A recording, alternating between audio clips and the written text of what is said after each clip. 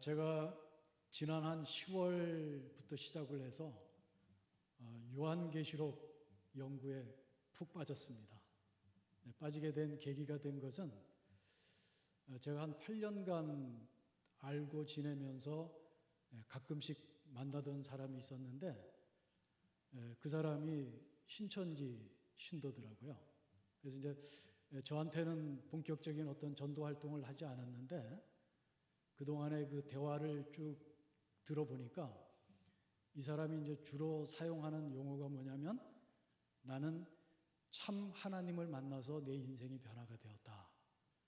그러면서 이 참 하나님이라는, 우리는 통상 그런 말을 잘 안 쓰잖아요. 그래서 참 하나님이라는 말을 왜 쓸까 하고 이제 찾아봤더니 요한복음 17장 3절에 보면 영생은 유일하신 참 하나님과 그가 보내신 예수 그리스도를 아는 것이다 라는 그 구절이 있는데, 여기서 사실 유일하신 참 하나님이라는 것은 하나님을 수식하는 단어거든요. 유일하신 하나님, 그리고 신실하신 참 하나님. 그런데 신천지에서는 우리 기성교회에서 섬기는 하나님은 가짜 하나님이다, 이렇게 이제 교육을 시키는 것 같아요. 그래서 이제 자기는 참 하나님을 믿고서 인생의 변화가 되었다. 그러면서 이제 성경에는, 모든 성경에는 다 짝이 있다, 또 이런 말을 가끔 하고 그래요. 그러면서 이제 나중에 이제 최근에 들은 얘기로는 교회에서 요한계시록에 대한 공부를 아주 열심히 하고 있는데 너무 은혜가 된다, 뭐 이런 표현들을 많이 하는 것을 제가 들었어요. 그래서 이제 제가 그때 이거 정말 이 사람하고 상대를 하거나 또는 어떻게 하려면 내가 먼저 성경을 알아야 되겠다 해서 그때부터 이제 요한계시록을 굉장히 시간 날 때마다 관련되는 서적을 가지고 놓고서 연구를 했는데 정말 제가 시간 가는 줄 모르고 이 책을 많이 읽게 되었어요. 그래서 최근에 제가 좀 미국에 한 20일간 다녀왔는데 가면은 바로 시차 적응을 하기 위해서 밤에 자야 되는데 자다가도 이 책 생각이 나가지고 일어나면은 한번 잡으면 한 2-3시간씩 있다 보니까 결국은 시차 적응에 실패하고 또 한국에 와서도 아직까지 적응을 못하고 있습니다. 지난 금요일에 왔는데, 근데 지난번에 보니까 11월 20일 날 또 여러분도 뉴스를 통해서 다 보셨겠지만 대구 스타디움에서 신천지 10만 6천여 명이 자체 교리 과정을 수료한 수료식을 뉴스를 통해서 보셨을 겁니다. 우리 기억에 이 코로나가 막 확산되기 시작하는 그 무렵에 2000년 2월과 3월에 똑같은 그 모습으로 신천지 인원들이 그 교리 교육을 받고 수료식 하는 장면들을 우리가 보면서 저는 그때 이제 무엇을 생각을 했냐면 정말 저 가운데에 특히 우리 젊은 사람들이 많이 속해 있다 하는 것을 보고서 굉장히 안타까운 마음을 많이 가졌습니다.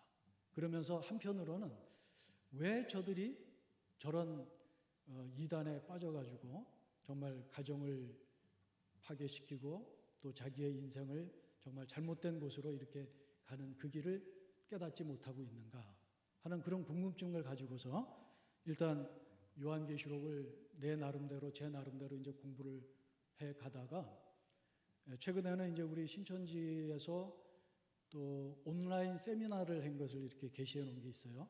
그래서 이제 그 총회장 이만희 총회장이 강의한 내용도 제가 직접 한번 들어봤어요. 저기서 무엇이 잘못됐느냐 하고 들어봤더니 신천지에서 생각하는 요한계시록의 관점이 너무나 잘못되어 있는 거예요. 이 사람들이 이제 어떻게 접근을 하냐면 이만희 총회장을 예수님이 보낸 사자다 이렇게 얘기를 하고 있습니다. 그러면서 이제 신천지에서 하는 얘기는 뭐냐면 전부 거기서 주장하는 내용들이 성경에 다 있는 내용이다. 그러면서 성경 구절을 이렇게 얘기를 하면서 하다 보니까 거기에 빠져 들어갔던 사람들이 이게 성경에 있는 말이구나 이렇게 한번 믿어지는 것 같아요.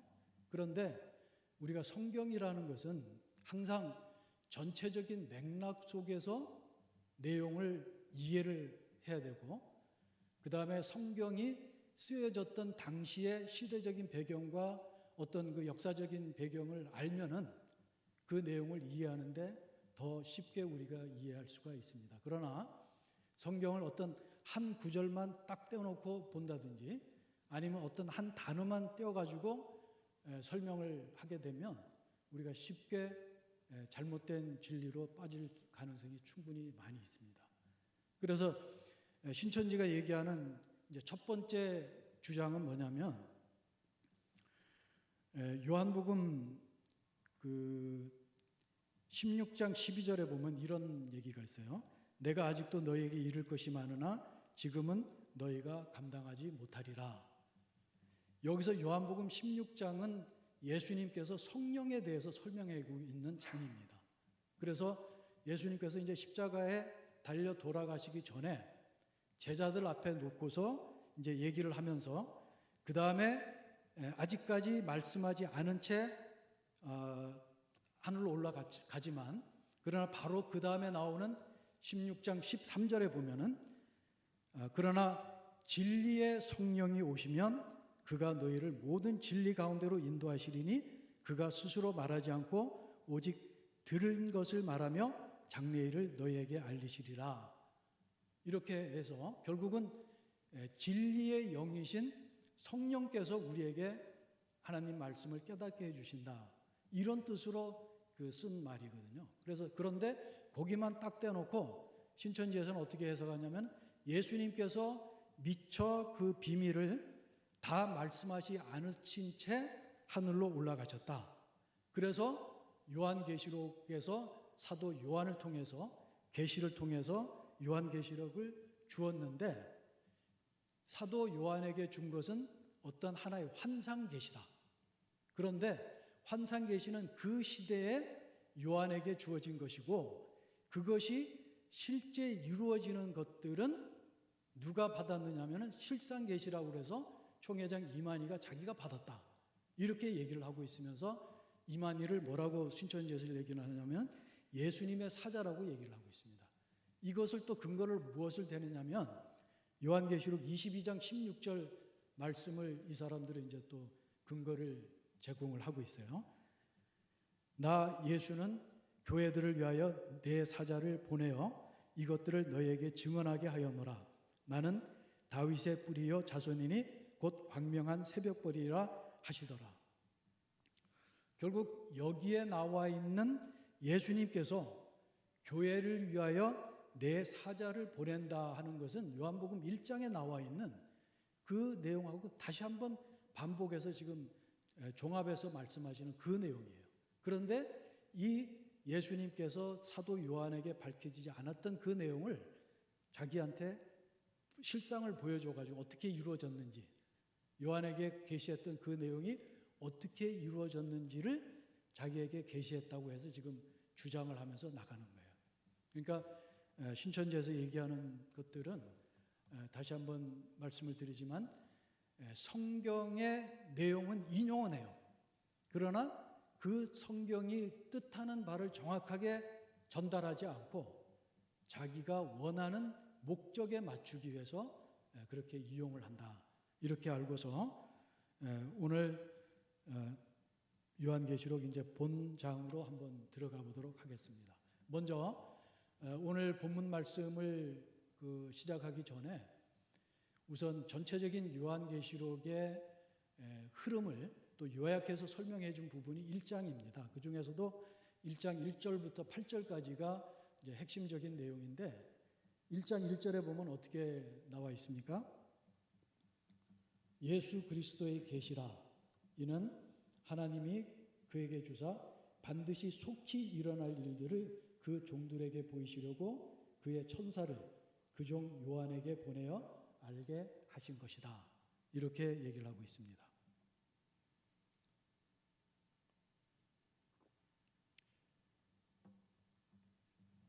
요한계시록은 1장 1절에서 얘기하는 바와 마찬가지로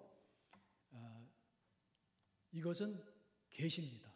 하나님의 말씀을 우리에게 알려주는 그런 계시고, 이 계시라는 것은 이제 헬라어는 아포칼립시스라는 그 용어를 사용하고 있는데, 요거는 묵시문헌인 아포칼립스의 어원이 되기도 합니다. 그래서 이것은 충분히 알게 하는 것이라는 뜻을 가지고 있는데, 요한계시록의 성격을 설명하고 있죠. 그래서 요한계시록은 계시와 묵시고, 그 다음에 또 3절 말씀에 보면은 이 예언의 말씀을 읽는 자와 듣는 자와 그 가운데 기록한 것을 지키는 자는 복이 있나니 때가 가까움이라, 이렇게 말씀하고 있습니다. 그래서 이것은 예언의 말씀이다, 이렇게 알 수가 있어요. 근데 여기서 이제 우리가 성경에서 말하는 예언이라는 것은 하나님의 말씀을 대신하여 전한다는 뜻입니다. 어떤 미래에 일어날 일을 우리가 미리 알려준다, 이런 뜻이 아니라 하나님의 말씀을 대신하여 전한다, 이런 뜻이기 때문에, 물론 여기에는 현재의 일과 또 장차 일어날 일까지도 포함은 하고 있어요. 그러나 이것이 하나의 예언서다, 묵시 계시록이다, 예언서다. 그 다음에 세 번째로 이 요한계시록의 성격은 4절에 보면은 요한은 아시아에 있는 7교회에 편지하노니 이제도 계시고 전에도 계셨고 장차 오실 이와 그와 보좌 앞에 있는 7영과, 그러니까 이것은 아시아에 있는 7교회에 보낸 서신 형식을 띤 편지 형식이에요. 그러니까 요한계시록은 계시록이고 계시문서고 그 다음에 예언서고 서신서다, 이렇게 성격을 우리가 얘기를 할 수가 있습니다. 그리고 이제 여기 3절에 보면 이 말씀을 읽는 자와 듣는 자와 그 가운데 기록된 것을 지키는 자는 복이 있다, 이런 말씀이 나오는데, 사실 우리 이제 개역개정 성경에는 읽는 자, 듣는 자, 그 다음에 기록한 것을 지키는 자가 단수와 복수가 구분이 없이 그냥 똑같이 단수로 표현이 되어 있습니다. 그러나 헬라어 원문에 보면은 읽는 자는 호라는 단수형 명사를 사용하고, 그 다음에 듣는 자와 기록한 것을 지키는 자는 호이라고 해서 복수형을 말씀하고 있습니다. 영어 성경에 보면 이것이 구분이 되어 있어요. 읽는 자는 단수 정관사인 원, 그 다음에 복수엔 those who 뭐 이렇게 해서 나가기 때문에 그 구분이 되어 있지만, 우리는 그러나 읽는 자가 단수다.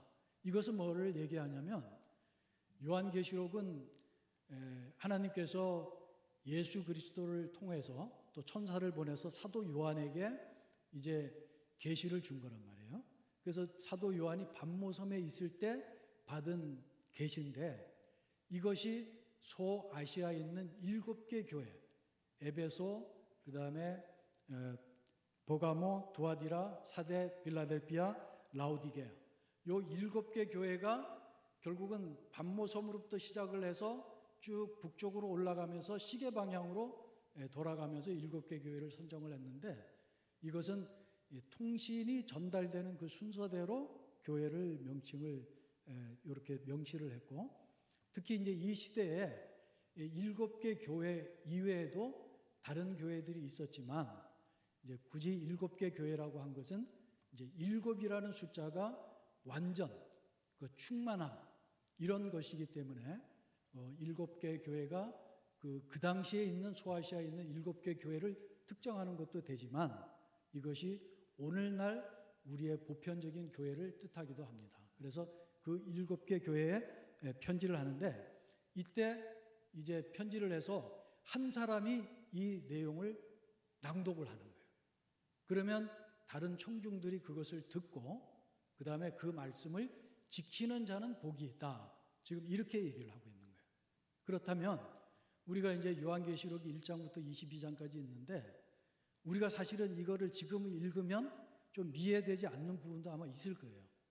그러나 이 요한계시록을 한 사람의 낭독을 위해서 여러 사람들이 들었고, 또 그것을 지키는 자는 복이 있다고 말씀을 하신 이유는 뭐냐면, 그때 당시에 이 말씀을 들은 사람은 그 말씀을 금방 이해를 했다는 거예요.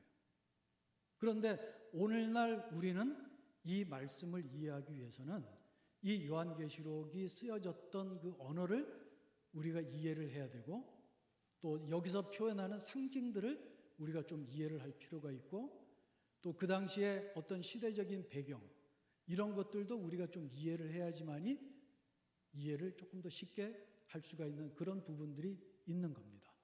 그러나 그 당시에 있는 7개 교회는 이 요한계시록의 서신을 받았을 때 이해하는 데 큰 어려움이 아마 없었을 거라고 생각을 합니다. 그리고 이 요한계시록은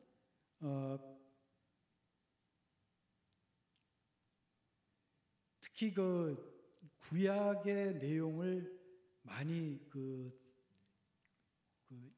직접 인용을 한 것이 아니라 인유라 그러는데, 인유, 얼루전이라고 그래가지고 비유. 그러니까 구약에 나와 있는 내용을 이제 좀 비유적으로 사용하는 그런 것들이 상당히 많은데, 이게 신약 성경 중에서 구약 내용을 가장 많이 사용하고 있는 책이 요한계시록입니다. 그래서 본문이 404구절로 이루어져 있는데 이 중에 278개 구절이 구약 성경을 인유하고 있다. 직접 인용하는 게 아니라 인유하고 있다. 이렇게 알고 있고, 특히 이제 구약 성경의 여러 성경이 다 망라가 되어 있지만 특별히 이제 예언서로 되어 있는 에스겔서, 다니엘, 스가랴서 등 어떤 메시아의 고난과 구원과 승리에 대한 약속, 이런 것들이 성경과 인간 역사에서 처음부터 끝까지 어떻게 펼쳐지는가 하는 이런 내용들을 계시록에 담고 있다. 이렇게 우리는 먼저 이해를 하셔야 될 것 같습니다. 이러다 보니까 이제 이 부분에서 이단들이 이것을 좀 비꼬아 가지고 자기네들이 유리한 방향으로 해석을 하는 경우가 상당히 많이 있는 겁니다. 자, 그래서 오늘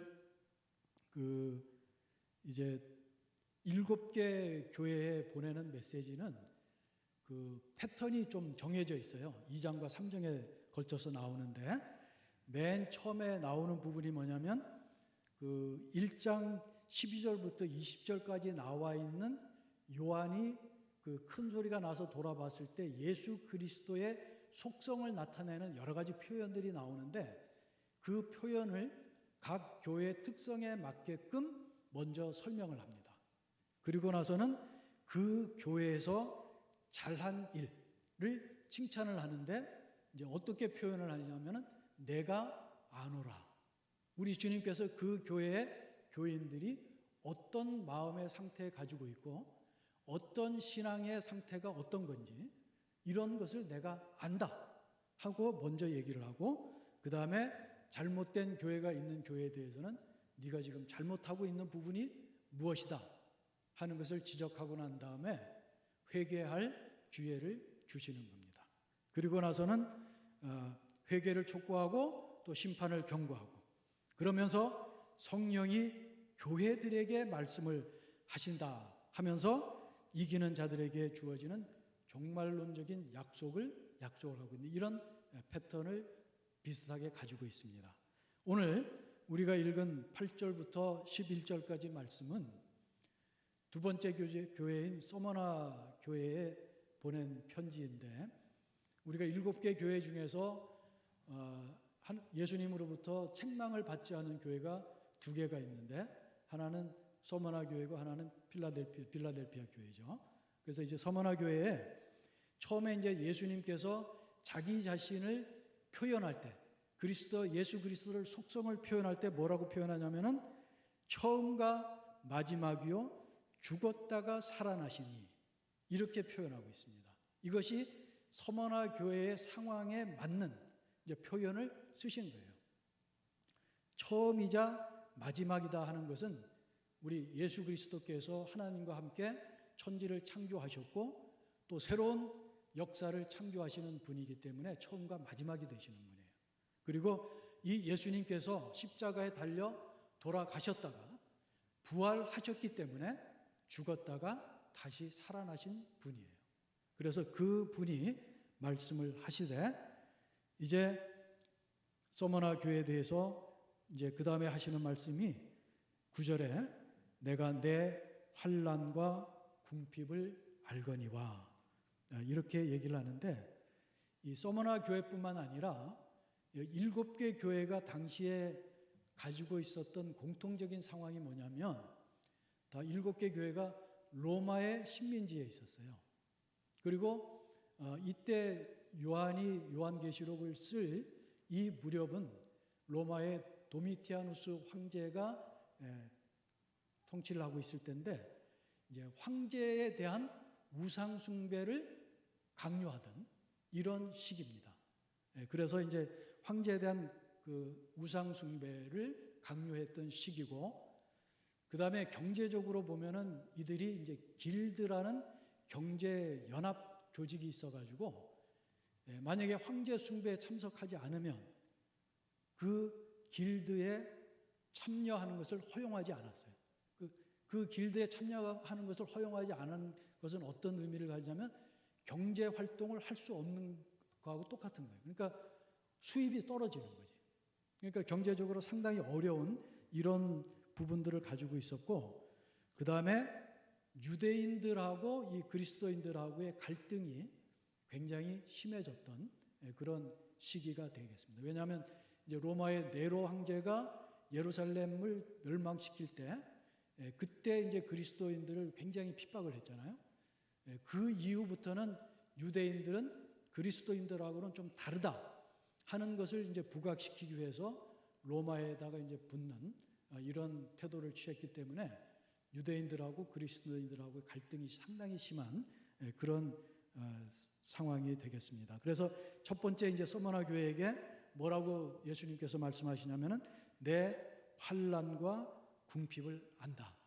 즉 경제적인 어려움과 그 다음에 유대인으로부터 핍박을 받고 있는 것들, 그 다음에 황제 숭배를 강요받고 있는 것들, 이런 것들에 대해서 이제 우리 예수님께서 너의 환난과 내 궁핍을 안다.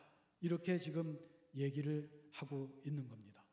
심지어는 유대인들이 그리스도인들의 재산을 강탈해 나가는 이런 상황까지도 있는 그런 지경에 있었습니다. 그런데 이어서 하는 말씀은 그러나 실상은 내가 부요한 자다. 너의 궁핍함과 너의 환난은 내가 알지만 실상은 네가 부요한 자다. 네가 세상적으로는 상당히 지금 경제적으로도 어렵고 참 이 세상에서 생활하는 모습들은 힘들고 어렵지만, 그러나 네가 하나님과 영적으로 얼마나 풍성하게 잘 연결이 되어 있는지, 영적으로 네가 얼마나 풍성하게 살고 있는지를 내가 잘 알고 있다. 지금 이렇게 위로해 주시는 겁니다. 그러니까 우리가 이 세상을 살아가면서 마치 참 어려운 일을 당했을 때, 우리가 살면서 예를 들어서 큰 어려움을 예를 든다면, 우리 배우자가 먼저 세상을 떠났다든지, 또 우리 자녀가 먼저 세상을 떠났다든지, 그랬을 때 그 사람이 당하는 그 슬픔은 이루 말할 수 없는 그런 슬픔일 겁니다. 어떠한 말로도 위로가 되지 않을 거예요. 그러나 그때 우리 주님께서 너의 환난과 너의 고통을 내가 안다. 이렇게 얘기했을 때 아마 서머나 교인들은 너무나 감격스러워서 아마 눈물을 흘렸을 겁니다. 그런데 이렇게 너의 환난과 고통을 안다고 말씀하셨는데, 그 이후에 보니까 10절에 보니까 뭐라고 말씀하시냐면은 10절에 너는 9절에 다시 한번 조금 얘기하겠습니다. 그런데 자칭 유대인이라 하는 자들은 비방도 알거니와 실상은 유대인이 아니요 사탄의 회당이라. 이 당시에 이제 아까도 잠깐 말씀드렸다시피 이 서머나라는 도시는 특히 그 황제 숭배에 대해서 굉장히 열심인 그런 도시였어요. 그러다 보니까 로마로부터 상당히 대우를 받아서 어떤 정치적으로 독립된 의회를 가질 만큼 특별한 대우를 받았고, 또 황제의 신상을 공공기관에 세우라고 했을 때 제일 먼저 세운 그 도시가 서머나입니다. 그래서 이 서머나 자체는 로마로부터 여러 가지 지금 좋은 혜택을 받고 있는데 이 그리스도인들이 황제의 신상에 절을 하지 않는 거예요. 그런데 유대인들도 유일신을 믿는 사람들이었지만은 이제 로마 황제에 대해서는 이 사람들이 어떻게 타협을 했냐면 이것은 어떤 신으로서 숭배하는 것이 아니라 정치 지도자이기 때문에, 정치 권력이기 때문에 우리가 존중하는 의미에서 여기 이 사람을 황제에게 절을 한다. 이런 식으로 자기 스스로가 타협을 한 거예요. 그러다 보니까 유대인들은 로마와 타협을 했는데 그리스도인들은 끝까지 타협을 하지 않고 그 황제의 신상에는 절을 하지 못한다고 하니까 이 그리스도인들을 핍박한 앞잡이가 누구냐면 유대인이라는 거예요. 그러니까 이 상황은 어떻게 보면 우리가 잘 아마 이해를 쉽게 할 수 있을 겁니다. 우리 일제시대에서 일본에서 우리가 신사참배를 요구할 때 사실 그때 또 타협이 있었어요. 끝까지 신사참배를 거부했던 그런 분들도 있었지만 그러나 우리가 이것은 어떤 정치 지도자, 정치 체제에 대한 어떤 존중하는 의미지 어떤 그런 우상을 숭배하는 것이 아니다. 아마 이렇게 타협한 그런 조직들도 집단들도 있었단 말이죠. 그래서 그런 것들이 지금 이 서머나의 지역에 지금 있었기 때문에 이 그리스도인들이 결국은 유대인들에게 비방을 받아서 이제 고소를 당하고 핍박을 받는 이런 상황이 있었어요. 그러니까 예수님께서는 이 유대인들을 뭐라고 얘기하냐면 사탄의 회당이다. 이 사탄이라는 것이 뜻이 뭐냐면 비방하는 자, 고소하는 자 이런 뜻이거든요. 그래서 그런 유대인들의 특징을 이제 꼬집어서 말씀을 하셨고, 그런데 이제 10절에 보니까 주님께서는 다시 고난에 대해서 다시 한번 권면을 합니다. 그런데 너희가 장차 받을 고난이 있는데 그 고난을 두려워하지 말라. 마귀가 장차 너희 가운데서 몇 사람을 옥에 던져놓고 또 시험을 받게 하고 또 10일 동안 환난을 네가 받게 된다. 그러니까 사실은 처음에는 너의 환난과 고통을 안다고 말씀하셨을 때는 너무나 그 위로하신 말씀에 감격하고 했는데 추가적인 환난이 있다고 얘기를 하니까 이 사람들이 아마 조금 의아하는 그런 마음도 아마 있었을 겁니다. 그런데 여기서 이제 그 시험이 영원한 시험이 아니에요. 10일간 시험이 있다라고 이제 얘기를 하는데 이 시험은 이제 결국은 우리 주님께서 주시는 시험이에요. 그러니까 단기간의 시험을 통해서 이 사람들이 얼마나 신실한 믿음을 가지고 있느냐 하는 것을 다시 한번 확인하기 위한 그런 시험이라고 볼 수가 있습니다.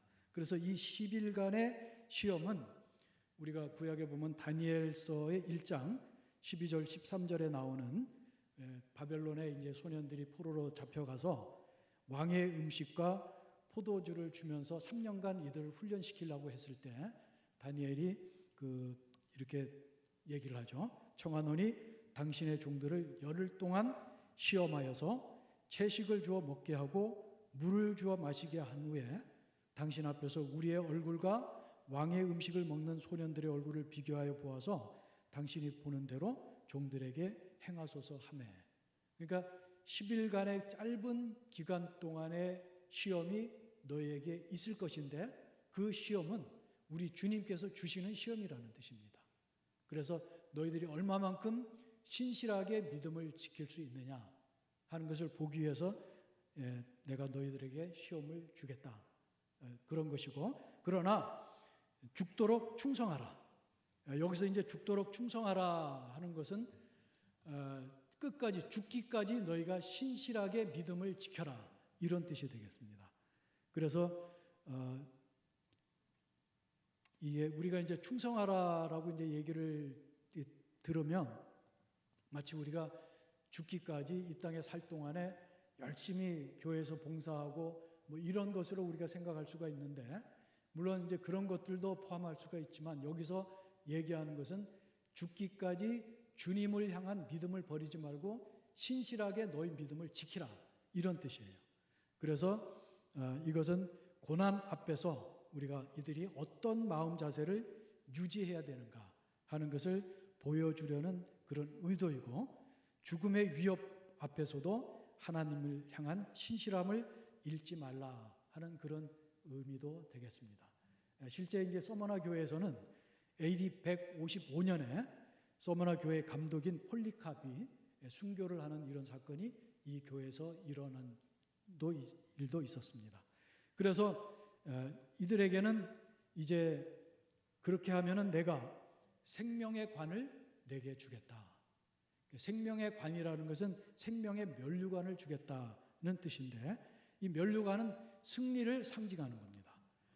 죽음의 자리에서도 죽음을 각오하고 신실함을 잃어버리지 않을 때 바로 이러한 신실함을 지키신 분이 누구냐면 예수님이에요. 그래서 이 서머나 교회에 말씀하셨던 내용을 다시 한번 우리가 되돌아보면, 죽었다가 살아나신 이가, 처음이요 마지막이요 죽었다가 살아나신 이가 서머나 교회에게 말씀하시면서 지금 고난에 대해서도 이런 권면을 하시는 거예요. 그러니까 예수님 자신이 이런 고난을 다 겪어봤고 또 그런 모든 고난을 짊어지고 돌아가셨다가 다시 살아나셨기 때문에 그분이 이제 이 서머나 교인들에게 얘기를 하는 거예요. 내가 모범을 보여준 대로 너에게 영원한 생명을 주겠다 하고 지금 얘기를 하고 있는 거예요. 그리고 마지막에 11절에 보니까 귀 있는 자는 성령이 교회들에게 하시는 말씀을 들을지어다. 이기는 자는 둘째 사망의 해를 받지 아니하리라. 둘째 사망의 해라는 것은 요한계시록 20장 14절에 보면 사망과 음부도 불못에 던져지니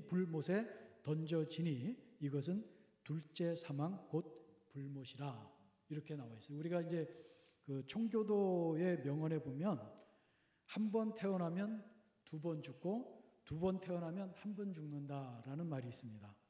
이제 육신으로 한 번 태어나서 나면은 우리 사람들이 통상 이제 주님을 만나지 못한 사람들은 육신이 먼저 죽고 그 영혼이 죽는 불못에서 다시 한 번 죽는 거예요.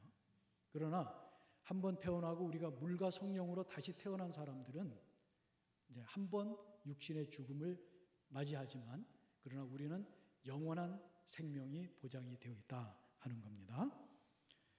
그래서 이 서머나 교회뿐만 아니라 사실 이제 이 7개 교회에 대해서 동일하게 말씀하고 있는 이런 내용들인데, 사실은 우리는 지금 이때 당시에 소아시아에 있는 7개 교회가 겪었던 그만큼의 환난은 우리가 지금 당하고 있지 않습니다. 그러나 우리가 이 말씀을 통해서 우리가 깨달아야 될 부분은 뭐냐면, 이 세상의 어떤 쾌락과 이 세상의 어떤 성공, 이것이 우리의 목표가 되어서는 안 되겠다는 거죠. 우리의 목표는 영원한 생명입니다. 우리 하나님께서 주시겠다고 하신 그 영원한 생명을 바라보면서 나가는 그런 우리 모두가 되어야 되겠다. 그래서 이러한 것이 가능하려면 먼저 우리가 우리의 신분을 먼저 깨달아야 돼요. 우리는 구원받은 주님의 백성이다. 절대 우리 주님께서는 우리를 버리지 않으시는 분이다.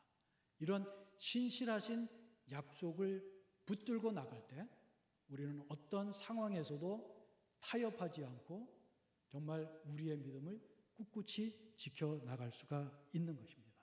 우리가 살아가면서 여러 가지 유혹이 우리에게 닥칠 수가 있을 겁니다. 그러나 그런 유혹을 다 이겨내고 결국은 승리하는 우리 모두가 되시기를 간절히 축원합니다. 기도하시겠습니다. 아버지 하나님, 하나님께서는 우리의 모든 것을 알고 계신다고 하셨습니다. 우리의 믿음 상태와 또 우리의 어떤 지금 주님을 향한 사랑이 어떠한지를 다 알고 계신다고 하셨습니다. 아버지 하나님, 저희들이 어떤 상황에서도 절대 타협하지 않고 오로지 주님 한 분만 사랑하며 주님 한 분만 영광을 위해서 살아가는 우리 모두가 될 수 있도록, 그래서 끝까지 충성하는 우리 모든 사람들이, 성도들이 될 수 있도록 주님 우리를 인도하여 주시옵소서. 예수 그리스도 이름으로 감사하며 기도드리옵나이다. 아멘. 찬송가 3